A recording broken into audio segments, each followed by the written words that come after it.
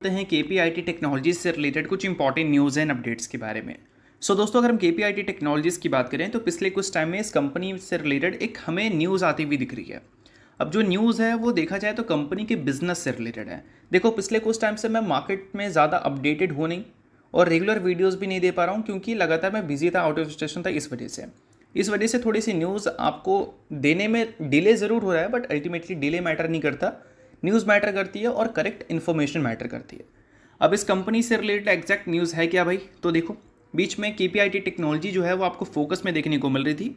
Focus में रहने का सबसे बड़ा रीज़न था एक्विजिशंस। देखो, यहाँ पर मेंशन है कि 6 मई 2025 को इस कंपनी ने एक इन्फॉर्मेशन दिया था अपने शेयर होल्डर को।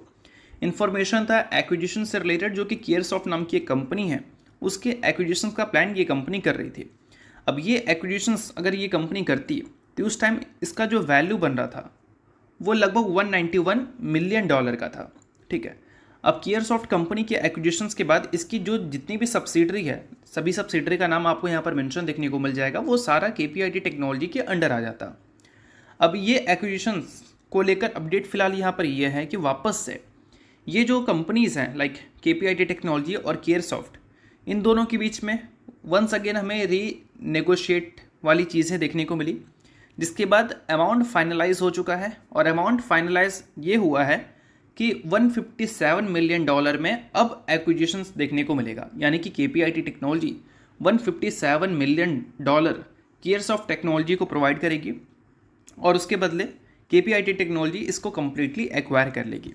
अब देखो दोस्तों, ये जो नंबर है 157 मिलियन का, $157 मिलियन का, ये 1 और 2 किस्त में हमें देखने को मिलेगा और 4 साल के पीरियड में देखने को मिलेगा। इस चीज़ को आप ध्यान में रखना। बट सबसे इंपॉर्टेंट बात यह है कि ये जो एक्विजिशंस है वो कंपनी कर क्यों रही है। तो देखो, केयरसॉफ्ट टेक्नोलॉजी की बात करें तो ये कंपनी क्या करती है, इंजीनियरिंग का काम करती है, डिज़ाइनिंग का काम करती है। किसके लिए? ट्रक्स एंड बसेस के लिए, यानी कि बोल सकते हैं जो ऑफ हाईवे व्हीकल्स होते हैं उसके लिए। और केपीआईटी टेक्नोलॉजी की जब हम बिजनेस को देखते हैं तो इस कंपनी का जो मेन रेवेन्यू आता है वो पैसेंजर व्हीकल्स वाले सेगमेंट से आता है। कंपनी पैसेंजर व्हीकल्स नहीं बनाती है। जो कंपनी पैसेंजर व्हीकल्स बनाती है उसको सर्विसेज कंपनी देती है। टोटल रेवेन्यू का लगभग 70% कंपनी को इसी सेगमेंट से मिलता है। उसके अलावा जो कंपनी कमर्शियल बसेस या फिर कमर्शियल ट्रक्स की मैन्युफैक्चरिंग करती है उसको भी कंपनी सर्विसेज देती है, बट टोटल रेवेन्यू का उसका 23% ही कंपनी वहाँ से जनरेट करती है। तो काफ़ी सारी कंपनी क्या करती है कि जो कंपनी का मेन सेगमेंट है उसी पे कंपनी ज़्यादा फोकस करती है। बट अभी के टाइम पे क्या है कि ऑटोमोबाइल सेक्टर में एक स्लोडाउन हमें देखने को मिल रहा है। कंपनीज जो है वो एक्सपेंस अपना कम करने की कोशिश कर रही है, ना कि बढ़ाने की। ठीक है। तो ऐसे टाइम पे क्या है कि कंपनी पूरी तरह से एक सेगमेंट पर तो डिपेंडेंट नहीं रह सकती। कंपनी को डाइवर्सिफाइड अपने पोर्टफोलियो को तो करना चाहिए। तो इसी वजह से कमर्शियल व्हीकल्स वाले सेगमेंट में कंपनी इन्वेस्टमेंट कर रही है, ताकि इस सेगमेंट से रेवेन्यू सोर्स कंपनी को जितना मिला करता था वो पहले के मुकाबले अब थोड़ा बढ़ सके।